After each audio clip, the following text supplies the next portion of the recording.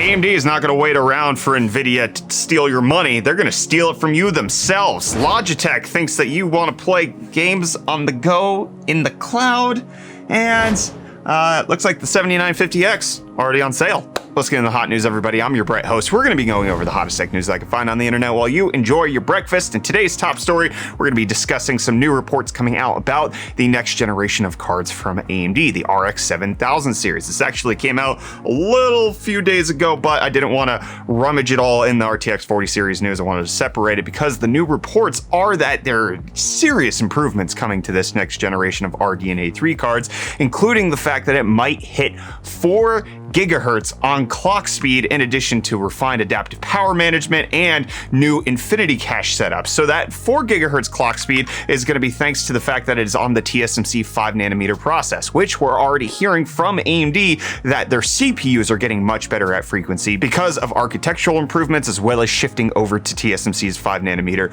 on the CPU side. So it stands to reason that we could potentially see some of these frequency increases on the GPU side, and the reports are coming out that it is going to be highly clocked. And if you remember at all, RDNA 2, the RX 6000 series, is kind of the first generation of AMD's cards that is going really past 2 gigahertz. Like 2.5 gigahertz and higher on the 6950 XT was nowhere near what we were getting with the RDNA 1 cards or even Vega back in the day. So it's actually really impressive. There's been key uplifts, as well as the fact that we're expecting 4 gigahertz, and we're not expecting it to consume hundreds and hundreds of watts of extra power over the current generation, because AMD's talked about the fact that they are increasing performance per watt 50% over RDNA. We've heard previous reports from other rumors that while the RTX 4090 is aiming for that 90 teraflop of gaming performance, the highest end RDNA 3 is likely going to be in the 75 region, 70-75. So it's not going to be able to beat Nvidia at the top tier as far as just raw teraflops brute force, which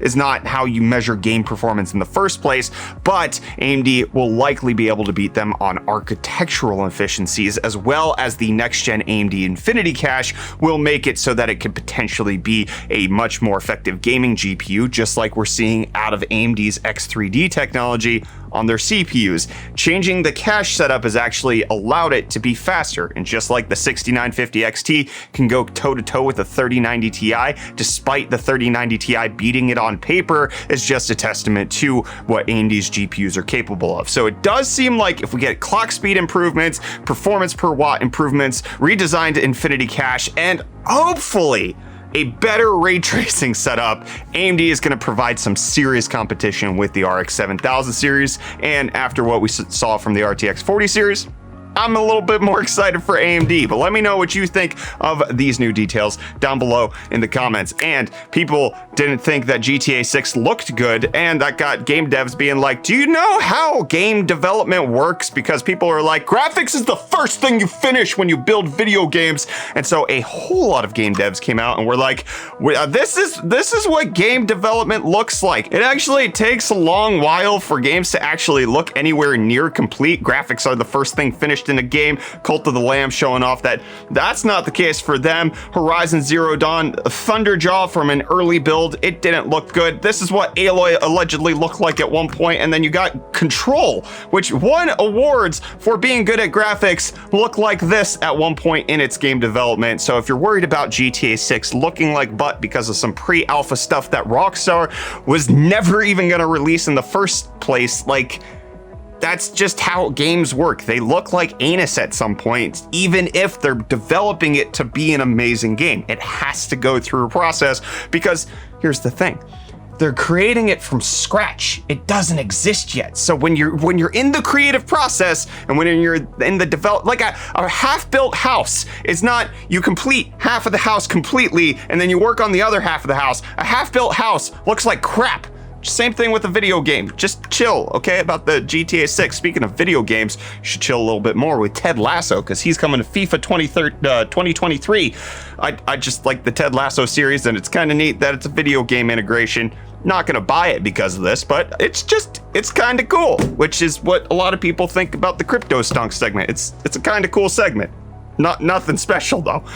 Bitcoin down 1.6% to be at $18,692. Ethereum continuing to get hammered, down 5.3% to be at $1274. That is low. That is very low from its previous setup. And it's just continued to slide ever since the Ethereum merge happened 1 week ago. Dogecoin down 2.85% to be at 5.6 cents. And I'm down to hear what Reece has to say about UFD Deals. Give us the hottest tech deals, Reece. Hey everyone, welcome back to UFD Deals. We're bringing the hottest tech deals out in... Hello?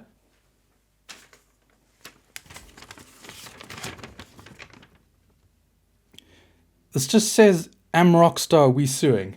Keep this up and I'll leak the rest of your stuff. Just like I'm gonna leak today's deals. Today we have the Corsair Vengeance RGB Pro 32GB DDR4 kit going for only $109.99, which is $28 off or 20% off. And don't forget, you can find this deal and more linked in the video description, and I'm gonna hand you off back to Brett now. And I know a deal Reece wants, but he can't have because South Africa doesn't get Apple products affordably at all.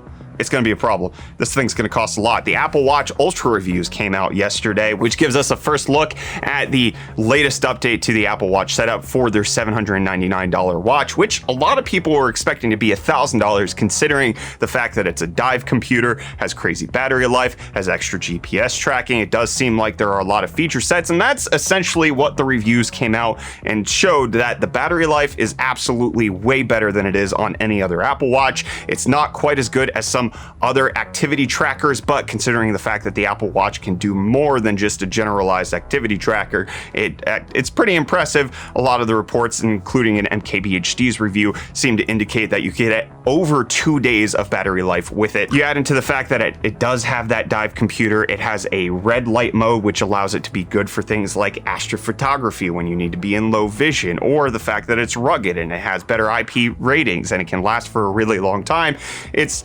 It's weird because in MKBHD's review, he talked about how Apple did not call this the Pro, even though Apple likes to call things Pro, even when it makes no sense. And instead, they called this the Ultra.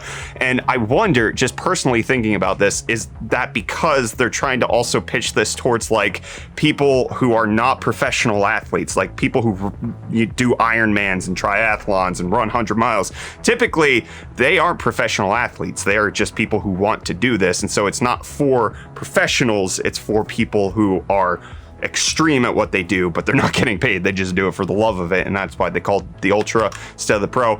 I'm probably overthinking it. Let me know what you think of the Apple Watch Ultra down below in those comments. And the NTSB thinks that you should be blowing into your car. You should blow your car every single time you get in it because they want to make sure that you're not drunk. They're calling for every new vehicle sold to have a breathalyzer included to help limit the amount of deaths that happen due to drunk driving in the United States every year. And it's estimated that 43,000 people die every single year from drunk driving, and the NTSB says that every new car should have an integrated system, which sounds good on paper, but when reading reports from other people who actually have these as like a court mandated thing because they have had a DUI in the past, they're not very accurate, and then they lock you out of your system. Things like using Oragel or using mouthwash can cause it. Things that aren't actually alcohol but could present as alcohol in a breathalyzer could make it so that you can't drive your vehicle, which is no bueno if you have to get to work and you're trying to mouthwash and to be minty fresh for you to speak to your boss. It'd be a problem, and then you're late 30 minutes and you just have to come in and be like, I did this for you, and then my car said no, you blew too hot. But Tesla's looking to solve all of that because they want their cars to drive themselves, and now they're making it so that they're going to charge everywhere as well, because the CCS adapter is now finally available in America as of yesterday. This is something that they announced back in 2020. And in case you're not familiar, electric car charging in the United States kind of comes down to two different types. You have the Tesla connector, and then you have CCS adapters. Tesla in Europe and in the rest of the world uses CCS charging. Here in America, they have their own proprietary thing. So having this adapter will mean that Teslas can charge everywhere, and Tesla's already talked about opening up their chargers to other types of vehicles. And so having an open standard does look like it's going to become more or less a reality. It's something that Tesla's already prescribed to in Europe. They already have a CCS connector in the car, so bringing it here to the US probably is not outside the realm of reality. However, not all the Tesla vehicles can actually support this at the moment. Some need a retrofit, others can actually support it now.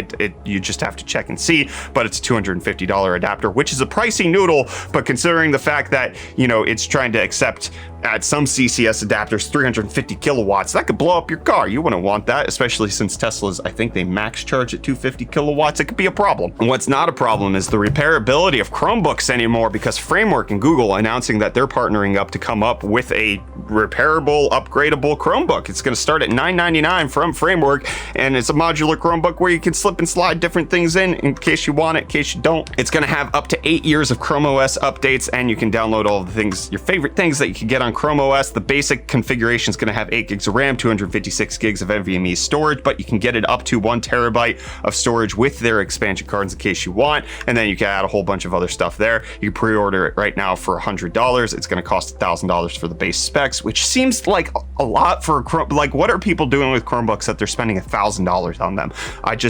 I'm seriously asking, can somebody educate me why Chromebooks actually need to be this expensive? Because in just the way I understand Chromebooks, they're like an education tool, and they're mostly like geared towards schools.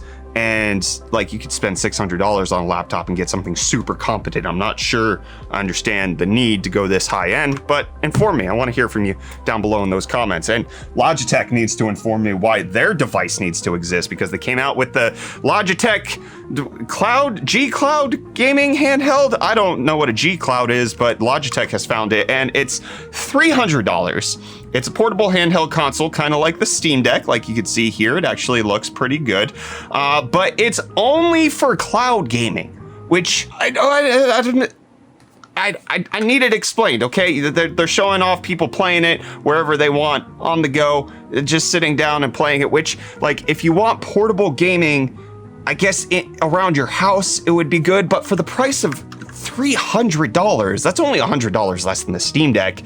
I don't see this being very appealing. This is not good for out and about gaming. You're not going to play this while you're at a hotel or something like that. This has very limited use case, so selling it for $300 right now, because that's a sale, as like you can pre-order it's going to go up to $350, which makes even less sense compared to something like the Steam Deck or the poopy butthole console like that. It's a very weird item. It has a Snapdragon processor, 7-inch, 1080p, 60 hertz. Like, it's good specs-ish, but it's a weird concept. You buying one? Let me know down below in those comments. Microsoft wants you to buy their stuff. They're having their next gen Surface event taking place on October 12th. We're expecting the Surface Pro 9, Surface Laptop 5, all of that to get released in the next few weeks, according to that. Now let's talk about some details of the Nvidia EVGA split up. Jensen actually came out with a comment. I don't have it here on the screen for you, but he essentially said that they were good partners and we were good partners, and we're sad that this is happening. But Andrew, the CEO of EVGA, has had this on his heart for a long time, and he wants to go do something else, so that's great. We're letting him go do that. It felt very snide, but also like you can't actually point out one specific thing in the comment that makes it look like Nvidia saying the wrong thing, but it does feel like Jensen put it on EVGA, but he was just like, Nvidia's gonna be fine, we didn't need them. But Kingpin, who is a big part of EVGA's branding when it comes to their GPUs and as well as motherboards, has said that he's thankful for all the industry friends, old colleagues that reached out. It means a lot, and I appreciate it. The news isn't well received, of course, and I'm mostly sorry for the fans and people that are passionate for our brand and everything we've done here over the years at EVGA. If the Kingpin hardware is meant to continue on in one way or another, I'm sure that it will. The EVGA and PC hardware enthusiast community have been great to me and my teams over the years. Thank you. So it seems like he is open to possibilities of them potentially doing more hardware later. They do still have their motherboard lineup. There are Kingpin editions of motherboards, but it's hard to say if that's going to be enough to keep Vince around at EVGA, but we'll have to see if this develops. If, again, as we've talked about, EVGA potentially getting back in with AMD or Intel, and that could open up possibilities for Kingpin editions of like the Arc A770, or probably the B whatever, because it wouldn't happen for this generation. But this generation 7950X, the AMD chip, on sale in China already. You want that? You can buy it. It's just motherboards are hard to come by. The X670, X670E aren't out yet, but the chips that are supposed to release next week are already for sale in China as well as in France, in case you want to go ahead ahead and buy them, but there are details coming out that it actually is getting even better because there's a new BIOS update for the 7950X with new benchmarking showing that it's actually 10% better than the last time it was tested on this particular Geekbench score. So it does seem like AMD's making even last minute tweaks in order to get this thing better. But that's actually one of the major concerns that's come around with Ryzen 7000 series is that the AM5 platform, the new DDR5, that could potentially be host to BIOS issues. And if it's increasing 10% before launch, like after they've already announced it, that could mean that AMD wasn't actually really good at the BIOS, because allegedly originally the chips were supposed to come out a couple days ago, but it actually got pushed to next week for BIOS updating reasons. But there's plenty of benchmarks that are now coming out from unofficial sources that are being compiled by Size Software Sandra, and showing that the 7950X is one heck of a processor, scoring 10 out of 10 in all of their scores. It's essentially really fast compared to everything else that's on the market, essentially the 12900K. We are awaiting Intel's announcement of the 13th gen on September 27th, which is the same day that AMD is launching their chips. So it remains to be seen whether or not Intel's going to be able to effectively answer to the 7950X, but it does look like AMD has some really good stuff up their sleeves on the CPU department, and hopefully soon on the GPU department. And hopefully soon is when I'll see you back here for hot news tomorrow for the hottest tech news out on the internet.